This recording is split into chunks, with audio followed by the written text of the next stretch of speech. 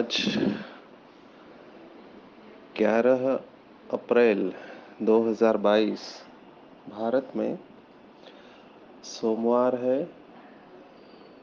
It's Monday इन भारत। आज की मुरली का जादुई रहस्य स्वयं को प्रेरणा देने के लिए magical secrets of today's Murli for motivating the self. आप सब भाई बहनों का बहुत बहुत शुक्रिया कि आप अपना फीडबैक दे रहे हैं। और बहुत भाई बहनों ने कहा कि ये डेली मुरली सीक्रेट्स सुनते हैं और उनका मोटिवेशन बना रहता है। कुछ तो भाई बहनों ने कहा है 2-3 बार सुनते हैं और फिर मुरली पढ़ते हैं और फिर उसके ऊपर नोट्स बनाते हैं। तो कॉन्ग्रेचुलेशंस, ऐसे लोगों को अभिनंदन जो इतना पुरुषार्थ करते हैं। मना अच्छा स्टूडेंट बन के आप सोचो, मुरली पढ़ेंगे, फिर सीक्रेट सुनेंगे, फिर मुरली पढ़ेंगे, उसमें से नोट्स निकालेंगे, कितना अटेंशन होगा इस आत्मा का। और ऐसे एक हाथ दूसरे नहीं, कई भाई बहने हैं कर रहे हैं। तो बहुत अच्छी अवस्था मानेंगे कि जिनको मुरली को बार बार पढ़ने का संकल्प आता है और वो करते हैं। नहीं तो दुनिया में तो लोग इतने बिजी है कि उनको अपने लिए टाइम नहीं है। कई बार सेशन लेते हैं, तो शिविर लेते हैं भारत में। तो शिविर के लास्ट दिन उनको कहते हैं कि इसको कंटिन्यू करो। तो लोग कहते हैं कि डॉक्टर साहब, आपकी बात तो हम समझते हैं और हमको अच्छा भी लगता है, लेकिन क्या करें, मरने के लिए भी टाइम नहीं है। ये उनका जवाब होता है कि मरने के लिए टाइम नहीं है। तो उनको बताते हैं कि ऐसे नहीं कहे, टाइम तो सबके पास होता है, हमारी प्राथमिकता अलग होती है, प्रायोरिटी अलग होती है। तो जिसकी की प्रायोरिटी होती है उसके लिए टाइम हम बराबर निकालते हैं। अगर शादी में जाना है तो टाइम निकालेंगे ना, कैसे भी करके। तो प्रायोरिटी होनी चाहिए। तो हम उनको बोलते हैं कि आप एक काम करो कि आप आज से भाषा बदली करो। आप ये कहो कि राजयोग, ध्यान या मेडिटेशन या खुद के लिए टाइम निकालना, ये हमारे जीवन में प्रायोरिटी नहीं है, प्राथमिकता नहीं है। बाकी टाइम नहीं है ऐसे मत कहो। कितना भी कोई बिजी हो, भोजन के लिए टाइम निकालता ही है ना, सोने के लिए टाइम निकालता ही नहीं है। तो जैसे इन चीजों को हम आवश्यकता समझते हैं, है ना, कि जरूरी समझते हैं, तो उसके लिए टाइम निकलता है। तो टाइम सबके पास होता है, ऐसे नहीं कि टाइम नहीं है, मरने के लिए टाइम नहीं है। इसके ऊपर एक कहानी भी सुनाते हैं, आपको सुना देते ताकि आप किसी प्रोग्राम में सुना सको। कि एक बिल्डिंग में इंजीनियर 7वें माले पे, 8वें माले पे होता है और उसका लेबर नीचे ग्राउंड में रहता है, वो कुछ चीज़ों को उठा रहा होता है। तो ऊपर से इंजीनियर इसको बुलाता है, लेकिन उसका आवाज़ नहीं पहुंचता है। तो क्या करता है, क्या करे, इसको आवाज़ नहीं पहुंच रहा है तो क्या युक्ति करे। तो उसको लगता है कि अगर नोट भेजेंगे ऊपर से तो इसका शायद ध्यान जाएगा। तो वो क्या करता है, ऊपर से 100 का नोट भेजता है।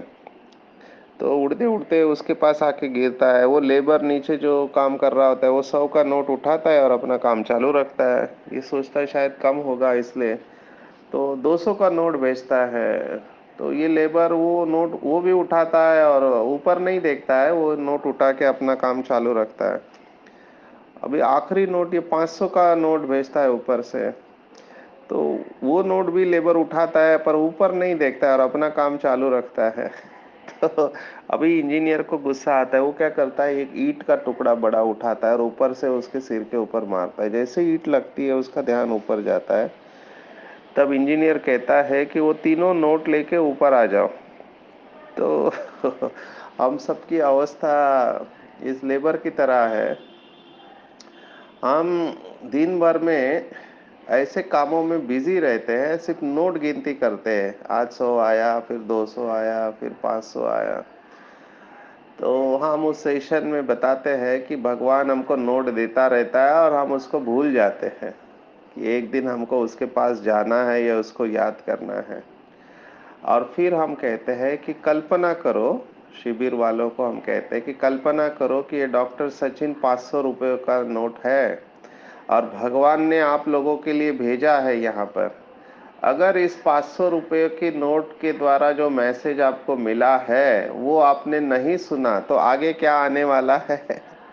तब उनकी आंखें खुल जाती, कहते कि अभी भी हमने इस संदेश को नहीं सुना, ईश्वरीय संदेश को।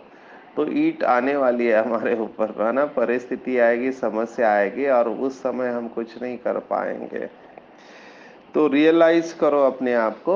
वो तो चलो बाहर वाले हैं, लेकिन हम बाबा के बच्चे हैं, तो हमारे अंदर कितना स्ट्रांग रियलाइजेशन चाहिए।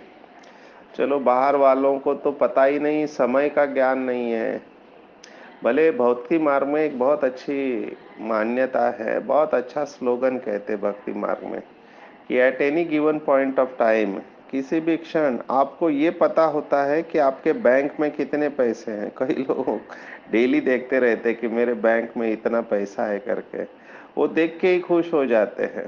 तो at any given point of time आपको ये पता होता है किसी भी क्षण कि आपके बैंक में कितने पैसे हैं, लेकिन उस समय आपको ये नहीं पता होता है कि आपके कितने श्वास अभी तक बचे हैं। तो मनुष्य नीचे बैठकर पैसे गिनता रहता है कि मेरे पास इतने हैं, और ऊपर वाला परमात्मा भगवान ये गिनता रहता है कि इसके अभी कितने श्वास बाकी है।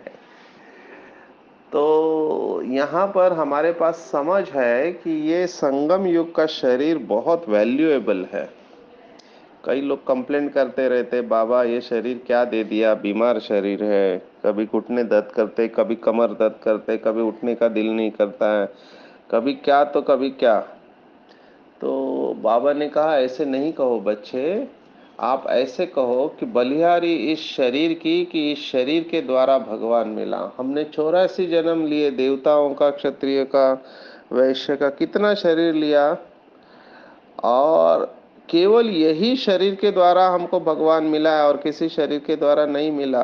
तो धन्यवाद देना चाहिए इस शरीर को। और ये भी बहुत बड़ा विज्ञान है कि जब हम शरीर को धन्यवाद देता है तो शरीर हमारा सुनता है। तो जिसको ये रियलाइजेशन है कि समय का पंछी उड़ता जाए, है ना, ऐसे न हो कि बाद में पश्चाताप करना पड़े कि हमने टाइम वेस्ट किया। सबसे बड़ी रियलाइजेशन, बाबा को भी ये बात बहुत अच्छी लगती थी, और विदेशियों ने, बाबा के विदेशी बच्चों ने एक प्रोजेक्ट लिया था, कॉल ऑफ टाइम। तो बाबा को वो बहुत अच्छा लगता था कि कॉल ऑफ टाइम, समय की पुकार है ये, कि हर क्षण, हर सेकंड, हर श्वास बहुत बहुत वैल्यूएबल है। और इसी आधार पर भक्ति मार्ग में भी यादगार क्या चला है, श्वासोश्वास याद चलना चाहिए। तो आज की मुरली में बाबा ने पूरा यही बात कही हुई है कि सारा दिन सर्विस के ख्यालात चलने चाहिए, तुमको सबका कल्याण करना है, क्योंकि तुम हो अंधों की लाठी। जैसे अंधा व्यक्ति लाठी के बगैर चल नहीं सकता है, अगर चला तो कहीं गिर जाएगा, ठोकर लगेगी, अपना नुकसान कर देगा। तो इस समय पृथ्वी के सभी निवासी और कुछ बाबा के बच्चे भी भगवान को मिलने के बाद भी अपना टाइम वेस्ट करते हैं, उनको अंधे ही कहेंगे। अंधा उसको कहते हैं जिसको रास्ता दिखाई नहीं देता, कुछ भी दिखाई नहीं देता। तो लक्ष्य को भूले हुए बाबा के बच्चे, उनको भी हम अंधा ही कहेंगे, क्योंकि बाबा ने एक मुरली में कहा था, आप हीरो की खान में जाओ और एक मुट्ठी भर हीरे लेके आओ तो उसको क्या कहेंगे। तो सर्विस के ख्यालात चलनी चाहिए, क्योंकि बगैर सर्विस के ऊंच पद मिल नहीं सकता है। देखो सर्विस के साथ प्रश्न भी वही है, ऊंच पद का आधार क्या है। तो बाबा ने कहा कि ये संगम युग का सबसे भाग्यशाली जन्म में अगर कर्मेंद्रियों के वश हो गए, वश समझते हैं, वश माना आप चाहते नहीं है लेकिन फिर भी कर लेते हैं, उसको कहते हैं वश होना। और ये बहुत सूक्ष्म बात है, वश होना। ऑब्वियसली यहाँ पर दो वश की बात आती है, एक स्थूल कर्मेंद्रिया और एक सूक्ष्म कर्मेंद्रिया। स्थूल कर्मेंद्रिया क्या है, आंखें, नाक, कान, मुंह और हाथ पैर, प्रजनन उत्सर्जन की इंद्रिया। तो ये स्थूल कर्मेंद्रिया हुई। अगर ये वश में नहीं है, इसका मतलब इन कर्मेंद्रियों ने आपको वश किया है। अच्छा खाना चाहिए, अच्छा देखना, अच्छा सुनना, अच्छा स्पर्श करना, मन शरीर का स्पर्श।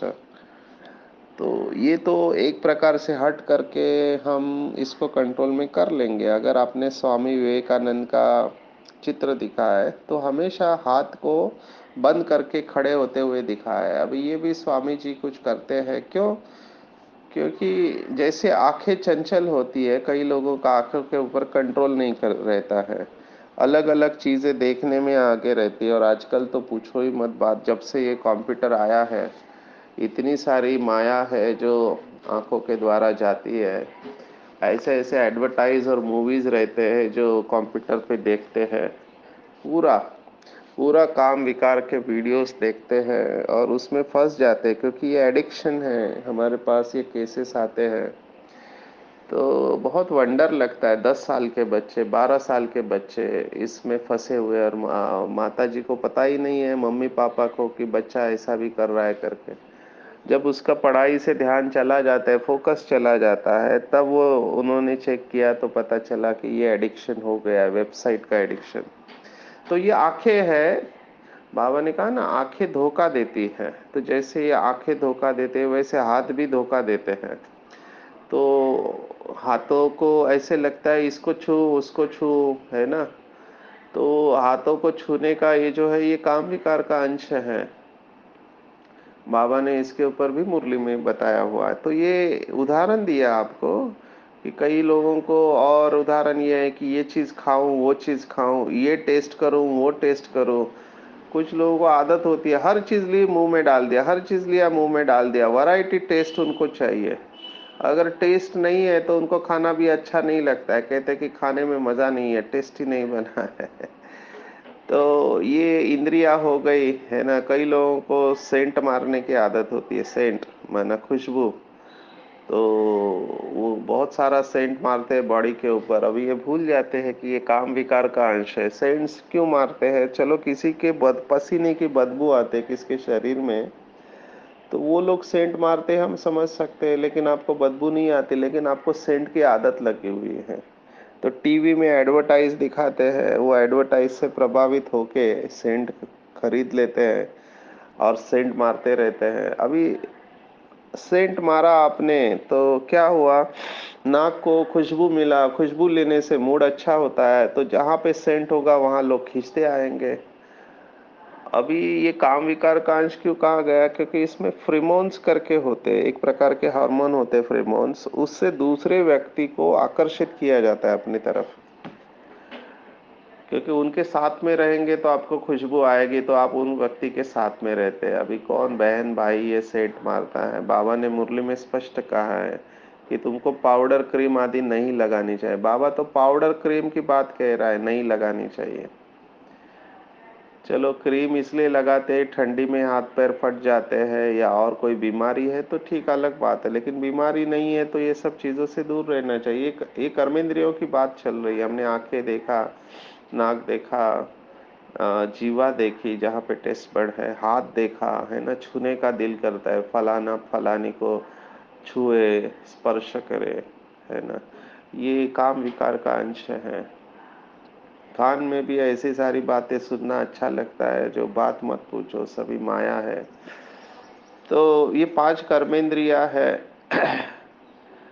और ऐसे ही सूक्ष्म कर्मेंद्रिया, सूक्ष्म माना मन बुद्धि संस्कार। बाबा ने कहा संस्कार बंदर का नाच नचाते हैं, जानते हैं कि ये गलत है लेकिन रोक नहीं पाते हैं। पीरो बीड़ी सिगरेट शराब ऐसी बात नहीं है, कोई भी ऐसी आदत भाइयों बहनों में है जिससे कि नुकसान होता है ना? संकल्पों में पवित्रता नहीं रहती है, रोक नहीं पाते। कई लोग दिवा स्वप्न कहते हैं, डे ड्रीमिंग, सपने देखते हैं जो सूक्ष्म में इच्छा रहती है। जैसे किसी के काम विकार में जाने की इच्छा है, वो पूर्ण नहीं होती है तो मन से वो पूर्ण कर लेते हैं। तो मन कंट्रोल में नहीं रहा ना, ये सबको लागू पड़ता है। बाबा ने कहा ना कि ये मनसा व्यभिचार हो गया, एक प्रकार से कहा जाए तो ये भी है एक बीमारी, बहुत बड़ी बीमारी है। किसी को अगर मीठा खाने का दिल करता है, अगर नहीं मिलता है तो वो मन से खा लेता है। तो जो स्थूल में करना होता है वो सूक्ष्म में कर लेते हैं। कपड़े पहनना, घूमना, ये सब मन से होता है। तो ये मन भी उस समय सतो प्रधान अवस्था में है, रजो में है या तमो में है, चेक करना चाहिए। तो इंद्रिया केवल स्थूल नहीं लेकिन सूक्ष्म इंद्रिया, मन, बुद्धि, संस्कार, ये अगर वश में नहीं है तो ऊंच पद पा नहीं सकते। क्योंकि परमात्मा ने आपको जो दिया है एनर्जी, जैसे ही हम बाबा के बनते हैं, बाबा को कहते हैं बाबा ये सब कुछ आपका है, आपको दे दिया। तो भगवान को देने के बाद अगर आप इसका गलत इस्तेमाल करते हैं तो भगवान की एनर्जी को, जिसको बाबा ने मुरली में कहा, अमानत को खयानत कर देते हैं, माना वेस्ट करते हैं। परमात्मा की एनर्जी को वेस्ट किया तो उसका भी बोझ चढ़ता है। तो बाबा ने कहा चलन ठीक नहीं है, क्योंकि कर्मेंद्रिया कंट्रोल में नहीं है, बहुत तमन्नाएं हैं। तो तमन्नाएं उठना गलत नहीं है, क्योंकि कर्म किया है तो तमन्ना आएगी। जैसे आपने आम खाया हुआ है तो आम खाने की मेमोरी है, तो जैसे ही आम को देखा तो अंदर से तमन्ना उठती है। लेकिन वो गजल में कहते हैं ना, आज फिर दिल ने एक तमन्ना की, आज फिर दिल को हमने समझाया। तो तमन्ना उठनी नहीं चाहिए, लेकिन अगर उठी तो उसको समझाने आना चाहिए। आम को आप रिप्लेस करो किसी देहदारी के साथ, देहदारी का भी सुख चाहिए, तो वो तमन्ना उठती है देह को देख के, है ना। वो कहते हैं ना, बहुत अच्छा वायरल मैसेज हुआ था एक बार कि आँख ने देखा, है ना, आम के बाग में आँख ने देखा तो पैर गए, है ना। आँख ने देखा, तमन्ना उठी तो पैर गए पेड़ के पास और हाथ ने तोड़ा, है ना। आँख ने देखा, पैर गए, हाथ ने तोड़ा, मुंह ने खाया, ठीक है ना। मुंह ने खाया माना टेस्ट लिया जबान ने। लेकिन तब माली आया और माली को पता चला तो डंडा पड़ा पीठ के ऊपर, तो पीठ ने मार खाया। तो आंख ने देखा, पैर गए, हाथ ने तोड़ा, जबान ने खाया, पीठ पे डंडा पड़ा, लेकिन दुख हुआ तो आंसू कहाँ से आ गए, तो आंख से आ गए, है ना। आंख ने देखा था इसलिए आंसू भी आंख से आ गए। तो ये कर्मेंद्रियों को समझना है। बाबा ऐसे ही नहीं कहता है कि आंखें बहुत धोखा देती है, आम देखने के बाद खाने का दिल करता है, ऐसे देहदारी को देखने के बाद बहुत सारी तमन्नाएं उठती है कि फलाना या फलानी बहुत खूबसूरत है, अच्छी है, गुणों में अच्छी है, इनके साथ रहो, इनके बात करो और बहुत कुछ करो। तो ये तमन्ना है। तो तमन्नाओं को कंट्रोल में रखना है। लालच है, कोई चीज देखेंगे तो भी आएंगे, है ना। किसी का घर देखेंगे तो लालच उत्पन्न होती है, लोभ उत्पन्न होता है, हमारा घर भी ऐसा हो, बाथरूम ऐसा हो, गाड़ी ऐसी हो, पता नहीं कितनी है, इसका कोई एंड नहीं है। तो ऊंच पद पाना है तो माता पिता को पूरा फॉलो करना है, कर्मेंद्रिय जीत बनना है। देखो ब्रह्मा बाबा को आप देखो, मम्मा को देखो। बाबा अगर चाहता तो अपने को रॉयली रख सकता ना, जैसे अभी आजकल के हद के गुरु है, पता नहीं क्या क्या करते हैं। तो बाबा देखो, ज्ञान में आने के पहले कितना रॉयल रहता था, पहले वाला चित्र देखो, और ज्ञान में शिव बाबा की प्रवेशता के बाद कितना सिंपल साधारण रहा। और जो भी मकान बनते थे, दादिया कहते थे कि बाबा आप रहो, बाबा ने कहा नहीं, ये पुरानी जुत्ती है, ये सब मकान बच्चों के लिए है। तो खुद झोपड़ी में रहा बाबा, है ना। उसको कोई रोकने वाला तो था नहीं, अगर बाबा अपने लिए अच्छा घर रखते थे तो कोई रोक तो नहीं सकता था, लेकिन बाबा बिल्कुल साधारण रहे। तो क्यों रहे, क्योंकि बाबा को रोल मॉडल बनना था, है ना। क्योंकि बाबा को पता अगर मैंने ऐसा मांगा तो और बाकी के लोग भी मांगेंगे। जैसे अभी हम देखते हैं कि कोई व्यक्ति किसी डिपार्टमेंट का है, अगर उसने अपने लिए मांगा तो नीचे वाले भी बोलेंगे ना, अच्छा इसने लिया तो मैं भी लूंगा। तो क्या कर रहे हैं लोग, कॉपी कर रहे हैं, इसके पास गाड़ी है तो मेरे पास भी होनी चाहिए। ये क्या हो गया, हम कॉपी कर रहे हैं। इसलिए बाबा कहता है कि जो कर्म मैं करूंगा मुझे देख सभी करेंगे। तो क्यों ना हम ब्रह्मा बाबा को कॉपी करें, सी फादर एंड फॉलो फादर। हमेशा देखना चाहिए कि ब्रह्मा बाप को कॉपी करना चाहिए। और जितना हम साधारण रहेंगे, कम साधनों के साथ रहेंगे, उतना हमारी तपस्या बहुत अच्छी होगी। क्योंकि इसके पीछे बहुत बड़ा राज है कि जितनी चीजें हमारे पास होती है, उतना चीजों के ऊपर डिपेंडेंसी है, माना उसके बगैर हमारा काम नहीं चलता है। तो जब वो चीज चली जाती है तो हमारा ध्यान कहीं लग नहीं सकता है। अभी कितना आपको बताए इसके ऊपर। आपको केवल 200 मीटर जाना है तो पैदल जा सकते हैं। चलो धूप है, हम समझ सकते हैं अब गाड़ी में जाए, लेकिन धूप नहीं है तो पैदल तो जा सकते हैं। उस समय आपको गाड़ी क्यों चाहिए? मार्केट में भी जाते हैं, नजदीक है तो पैदल जा सकते हैं, शरीर को व्यायाम मिलेगा। हम कहते हैं ना कि ये हार्ट आपको दुआएं देगा। हम अगर 60-70 साल जीते हैं तो भले हम सोते हैं, लेकिन ये दिल कभी सोता नहीं है, दिल धड़कता रहता है। दिल की एक इंटरेस्टिंग बात सुनाते, ये जो हार्ट है हमारा 0.3 सेकंड कॉन्ट्रैक्ट करता है, माना आकुंचन पाता है, और 0.6 सेकंड ये रिलैक्स होता है, हल्का हो जाता है। अभी दिल की बीमारी कब आती है? जब वो रिलैक्स होना कम कर देता है, माना भागता है बहुत, और 0.6 के बजाय 0.5 वो रिलैक्स होता है, तो समझना चाहिए इसको आराम कम मिल रहा है। आप चेक करो, 60 साल 70 साल 65 एवरेज ईयर है भारत में, तो विदेशों में ज्यादा हो सकता है एवरेज लाइफ स्पैन, मुझे एग्जैक्ट फिगर नहीं पता, लेकिन 60 साल लगातार ये धड़क रहा है, non stop, without a rest. तो इस हार्ट को रेस्ट कब मिलेगा? जब आप इसके द्वारा काम लोगे अच्छी तरह से, मैंने फिजिकल एक्सरसाइज। गाड़ी में जाएंगे तो बेचारा उसके ऊपर का बोझ बढ़ेगा, तो छोटी छोटी जगह पे पैदल करना चाहिए, लेकिन वहां पर भी गाड़ी चाहिए, ये डिपेंडेंसी है ना। पानी लेना है तो उठ के पानी लेना है, समझो आपको बिल्डिंग में चलना है ना, तो 1-2 माला है तो आपको सीढ़ियों से जाना चाहिए, अनलेस आपको कोई नी जॉइंट या और कोई प्रॉब्लम नहीं है। तो ये देखना चाहिए कि शरीर में अच्छा, शरीर को चलाना चाहिए। और आजकल ऐप भी मिले हैं कि 10,000 स्टेप आपके चलने चाहिए, तो आपका हार्ट अच्छा रहेगा, आपको दुआएं देगा। कहने का भाव है डिपेंडेंसी को खत्म करो। किसी भी व्यक्ति और वस्तु के ऊपर डिपेंडेंसी जितनी कम हो उतना अच्छा है, क्योंकि जब वो व्यक्ति और वस्तु नहीं होते हैं तब हम पैरालाइज हो जाते हैं, कुछ कर नहीं पाते हैं या संकल्प चलते हैं। तो ये जो बाबा ने कहा कि कर्मेंद्रिय जीत बनो, ये मामूली पॉइंट नहीं है। बाबा ने तो एक मुरली में कहा, लास्ट तक कर्मेंद्रिया चंचल होती रहेगी, परसेंटेज में। तो इसी को कहते नयन इनको राह दिखाओ, और अपना अटेंशन नेचुरल रखो। चेक करना है कि बुद्धि कहाँ पर भी अटकी हुई तो नहीं है। ये बहुत अच्छी पॉइंट है, अटका हुआ। 3 शब्द है, अटका, लटका और झटका। बुद्धि अटकती है, फिर लटकती है, और फिर झटका मिलता है। तो देखना चाहिए बुद्धि कहाँ अटकी, लटकी और झटकी हुई तो नहीं है, क्योंकि पूरा खेल बुद्धि का है, बुद्धि का ही योग है। रियलाइजेशन भी बुद्धि है, ज्ञान और योग की जो शक्तियां धारण होती है वो भी बुद्धि है।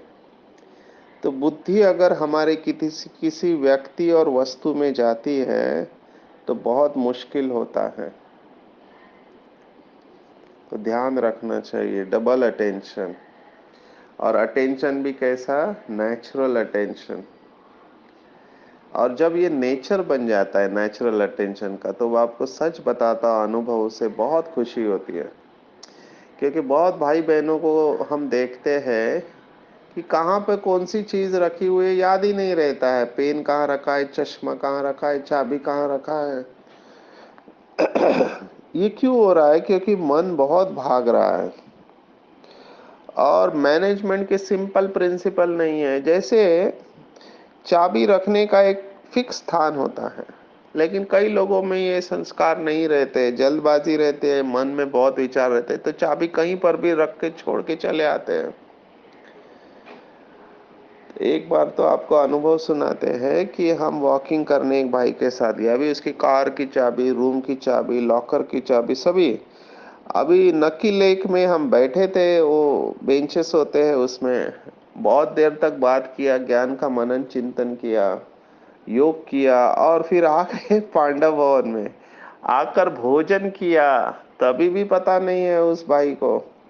और भोजन करने के बाद कार के पास गए तो पता चला कि अरे चाबी नहीं है। तो कहाँ गई ढूंढने लगे। लेकिन उस आत्मा का भाग्य अच्छा रहा कि हम मना 1 घंटे के बाद में उस स्थान पर गए तो चाबी वहीं पर बेंच के ऊपर रखी हुई थी।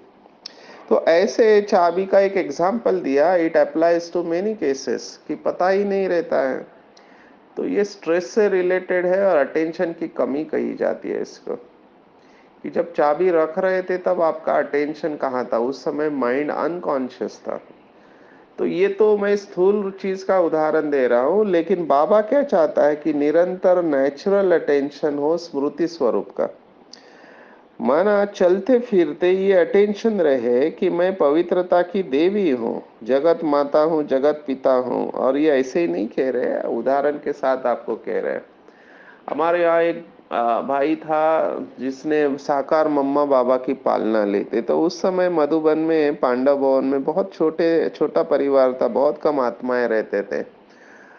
और इस भाई से देखो क्या गलती हो गई, ऐसे ही घूमते घूमते वो, उस समय तो कोई बंधन था नहीं, वैसे नियम मर्यादाएं तो थी, लेकिन एक कमरे में गया उस गलती से, तो वहां पर मम्मा अपने कपड़े बदल रहे थे। आप सोचो। लेकिन मम्मा का इतना अटेंशन नेचुरल था कि वो भाई ने अनुभव सुना है कि जैसे मैं गलती से घुस गया उस कमरे में कुछ देखने के लिए, तो मम्मा ने तुरंत कहा कि आओ बच्चे क्या काम है। तो ऐसा नहीं उस समय चिल्लाना, दूसरी कोई बहन होती तो क्या बोलती कि तुमको इतनी अकल नहीं है, पहले ये करना चाहिए वो करना चाहिए। लेकिन मम्मा का वो जगत माता स्वरूप, वो कुमार था, और मम्मा ने क्या कहा उस आत्मा को कि आओ बच्चे क्या काम है। माना उस समय माता का स्वरूप था, उसने माफी मांगी, वहां से चला गया। लेकिन आप सोचो कि मम्मा का कितना नेचुरल अटेंशन रहा होगा स्वमान में। माना निरंतर, इवन कपड़े पहनते वक्त भी वो स्वमान है, नहीं तो ऐसे शब्द नहीं आ सकते। ये सबकॉन्शियस माइंड में जाना चाहिए कि हम परम पवित्र आत्मा है, जिसके अंदर ये स्वमान कूट कूट कर अंदर भरा हुआ है, उनको अपवित्रता की अविद्या हो जाएगी। तो कितना सुंदर है ये बात नेचुरल अटेंशन की। तो कई लोग इस अटेंशन का टेंशन लेते हैं, जैसे एग्जाम के वक्त हम देखते हैं कई लोगों को आदत रहती है लास्ट मोमेंट तक किताब पढ़ते रहेंगे, लास्ट मोमेंट तक किताब लेके वो घोटते रहेंगे।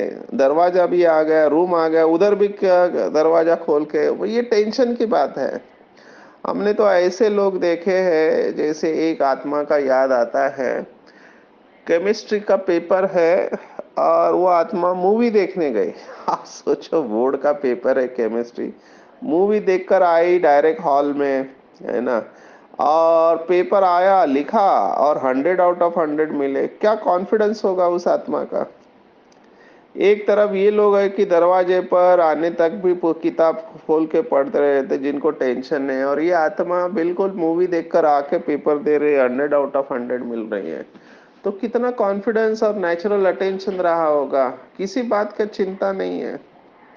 तो ऐसा ही नेचुरल अटेंशन हमारा हमारे ऊपर, परमात्मा के ऊपर और स्वमान के ऊपर होगा, तो हमारी अवस्था कितनी कितनी श्रेष्ठ होगी। जितना अटेंशन रखेंगे उतना स्वतः स्मृति स्वरूप बन जाएंगे, क्योंकि दुख का कारण विस्मृति है और सुख का कारण स्मृति है। तो बाबा ने हमको जितनी स्मृतियां दी है कि तुम महान आत्मा हो, अवतार हो, मास्टर भगवान हो, है ना, सर्वशक्तिवान की संतान हो, ये सब स्मृतियां रखते ही सहज हमको हर कर्म में सफलता मिलती रहती है। मुझे तो बहुत खुशी होती है जब ये समान के पॉइंट में जाते हैं, मुरली पढ़ते हैं। तो नेचुरल अटेंशन का अभ्यास रखेंगे तो बहुत अच्छा हम आगे जा सकते हैं, स्वयं के टीचर बनेंगे। तो जो भी कमजोरियां है वो समाप्त हो जाएगी। मम्मा का कमाल है, आज तो 3 बातें मम्मा ने बताई हुई हैं और हर एक बात बहुत गुह्य होती है।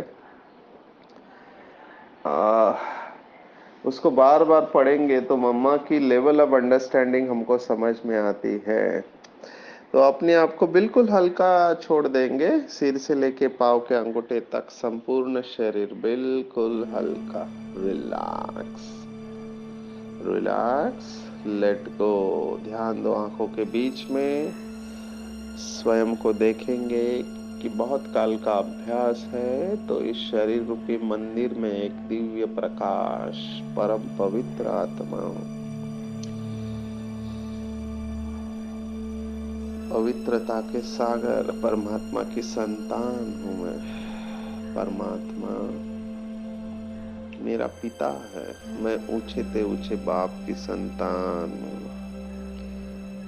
शिव बाबा सुख करता दुख हरता है, मैं भी उसकी संतान मास्टर सुख करता और दुख हरता हूँ। मेरे रोम रोम से पवित्रता के प्रकंपन चारों तरफ विश्व में फैल रहे हैं। मुझे बहुत अच्छा लग रहा है क्योंकि मेरी सर्व कर्म इंद्रिया मेरे कंट्रोल में है। स्थूल और सूक्ष्म कर्म इंद्रिया मेरे वश है। मैं मालिक आत्मा हूँ। शिव बाबा की सर्व शक्तियां हमेशा मेरे साथ है, इसलिए मेरी विजय निश्चित है। मेरा नेचुरल अटेंशन खुद के ऊपर और परमात्मा के ऊपर होता है, इसलिए बहुत खुशी का अनुभव हर पल में करते रहते हैं। स्वयं की टीचर बनने वाली मैं महान आत्मा हूँ, इसलिए मेरी कमजोरियां समाप्त हो रही है। मुझे बहुत अच्छा लग रहा है क्योंकि मेरी तमन्नाएं समाप्त हो चुकी है। बाबा ने मुझे भरपूर कर दिया है। मेरी सभी इच्छाएं पूर्ण हो चुकी हैं। I'm totally relaxed and peaceful. अपने आप ईश्वरीय सेवा के संकल्प चल रहे हैं और सबका कल्याण करने का श्रेष्ठ संकल्प आ रहा है कि सभी सुखी हो जाए, सभी के दुख दूर हो जाए, विश्व की सर्व आत्माएं अनेक जन्म के लिए सुखी हो जाए। यही मेरा श्रेष्ठ संकल्प है। ओम शांति शांति शांति। सर्वशक्तिवान बाप हमेशा मेरे साथ है, उसका वरदानी हाथ मेरे सिर के ऊपर है। बाबा मुझे दृष्टि दे रहा है और कह रहा है कि बच्चे तुमसे ही इसमें नूर है। पूछ पर पाने का पुरुषार्थ करो बच्चे, अपने कर्मेंद्रियों को वश में रखो। मैं हमेशा तुम्हारे साथ हूँ, इसलिए तुम्हारी विजय निश्चित है, निश्चित है, निश्चित है। जाओ विश्व का कल्याण करो, सभी के दुखों को दूर करो, सबको मर्यादा में रहते हुए सुख दो। मैं आत्मा बहुत खुश हो रही हूँ बाबा से नयन मुलाकात करते हुए, बाबा से दृष्टि लेते हुए। मुझे बहुत अच्छा लग रहा है और बाबा से मैं वायदा कर रही हूँ, हाँ बाबा आप जैसे कहोगे वैसे ही होगा। मेरा बाबा, मीठा बाबा, प्यारा बाबा, दुलारा बाबा, सच्चा बाबा और अच्छा बाबा, दयालु बाबा, कृपालु बाबा। वाह बाबा, शुक्रिया बाबा, शुक्रिया। अच्छा, ओम शांति।